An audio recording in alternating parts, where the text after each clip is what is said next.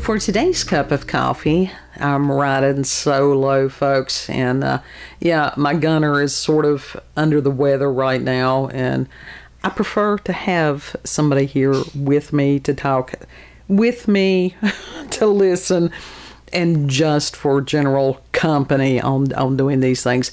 But that's okay, because we will press through.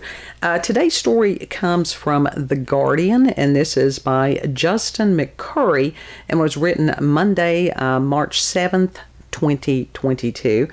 And the title is Japan's Killing Stone Splits in Two, Releasing Superstitions Amid the Sulphur Springs. And of course, the link will be in the description box.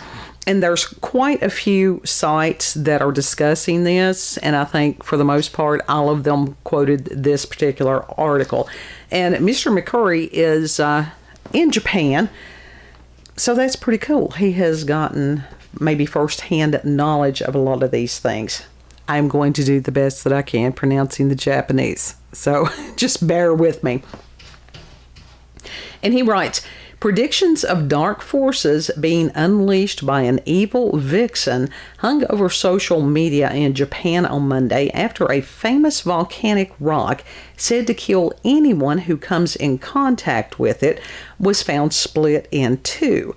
Now, according to the mythology surrounding the Seisho Seki, or Killing Stone, the object contains the transformed corpse of Tamamo no Mei, a beautiful woman who had been part of a secret plot hatched by a feudal warlord to kill Emperor Toba, who reigned from 1107 to 1123.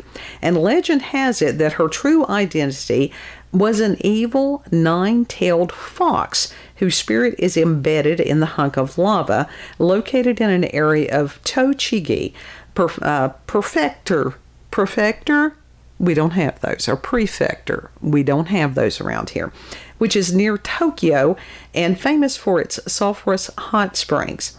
Its separation into two roughly equal parts, believed to have occurred within the past few days, has spooked online users who noted that, according to folklore, the stone continually spews poisonous gas, hence its name. And while the stone was said to have been destroyed and its spirit exorcised by a Buddhist monk who scattered its pieces across Japan, many Japanese prefer to believe that its home is on the slopes of Mount Nasu. Visitors to the area, a popular sightseeing spot, recoiled in horror at the weekend after witnesses posted photos of the fractured stone, a length of rope that had been secured around its circumference lying on the ground. And in this article, there is a, I think it's a Twitter post that someone had put on there that does have a photograph of the stone. And this was a massive rock, and to see it in half, I mean, that in itself would be rather awe-inspiring. But with the myth that surrounds it, yeah, that I can see how people would get a little bit paranoid about that. Quote, I feel like I've seen something that I shouldn't have seen, end quote. One Twitter user said in a post that has attracted almost 170,000 likes, while others speculated that the demon spirit of Tamamo no Mei had been resurrected after almost 1,000 years. Local media said cracks had appeared in the rock several years ago, possibly allowing rainwater to seep inside and weaken its structure. And that's kind of dubious, because that could take usually like hundreds and thousands of years, and I'm not sure how much ice is in the area during winter.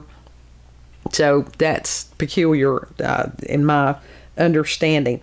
The stone, which was registered as a local historical site in 1957, was mentioned in Matsuo Basho's seminal work, The Narrow Road to the Deep North, and has inspired a no play, a novel, and an anime film. And Masuharu Sugawara, the head of a local volunteer guide group, told that the Yomarushumbin I am so sorry. I really am. It was a shame that the stone had split because it was a symbol of the area, but agreed that nature had simply taken its course. Local and national government officials will meet to discuss the stone's fate, according to a local newspaper in Tokyo. The newspaper quoted an official as saying that he would like to see the killing stone restored to its original form, presumably with its demonic inhabitant sealed within. And yeah, again, I apologize for absolutely butchering some of the Japanese words. And this is really interesting because when you see this rock and the size of it, for it to just randomly break in half, and even after a few years that there was a crack and a little bit of rainwater could have gotten in there, I don't know. You know, I'm sure that there are folks out there that you may understand more about how stones break and if this was possible or not. The Japanese culture has always fascinated me. I love it. And their stories, their style of writing, different things like that is very different than stories the way that they're written in the West.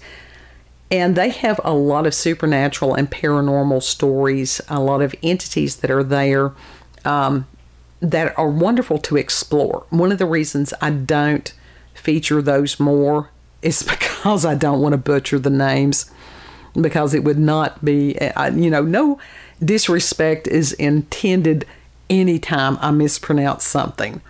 And it takes something away if you can't pronounce the language properly. You know, rather than me going, somebody said something about something. Anybody can do that. But the legends of the foxes, and that some of them can sort of equate with demonic spirits. Youngest kid the other day, when he was talking about some of the Japanese films that have been translated into English, such as The Ring and The Grudge, I think both of those, trying to westernize those, and that it does take something away from them. They were still spooky movies, but Japanese horror stuff is intense. It's just on a different level. So yeah, it's a cool thing, and I will try to delve into some of those legends and myths a little more. I will find some way to phonetically pronounce these things. It's interesting because when I upload videos on Odyssey, on the recommendations, I keep getting this one video that is phonics for adults. And so I just wonder what they're trying to tell me. This was an espresso shot. One of the reasons that we have been sort of light and fluffy on some of the videos, rather than going into the hardcore stuff that we do quite frequently, there's just so many things. There were so many things going on in our world today that are intense. And there goes Cat right over the candle because he's a bit of an idiot. That I figure people need a bit of a brain break because we have so many things going on that are brain breaking. So we will get back to our normal, more intense things. Like I said, it was just a matter of respect for everybody out there. There are so many horrible things going on, potentially horrible things, the worst of which is the propaganda that's going on right now. So with our little micro mini channel, we've decided to just share something that's more normal, just something to chat about other than focusing on what, whoever the puppet masters are of the world right now want us to focus on. So that's one of the reasons that we'd be doing what we'd be doing. If you've had experiences with paranormal, supernatural, encounters with UFOs, aliens, cryptids, interesting Japanese spirits, ghosts, whatever, if you do have local, regional, family myths, legends, anything like that, send it to cupofcoffeewithscream@gmail.com. if you need someone to talk with, if you need prayer, then please feel free to give me an email. It may take me a day or two to respond, depending on what level of chaos my world is in, but I will respond to you. And know that you're loved, and we appreciate people for taking the time to listen, sometimes ponder, sometimes have a laugh, and a lot of times for those of you all who remember us in prayer, thank you very much. And we'll see you on the next cut. Bye.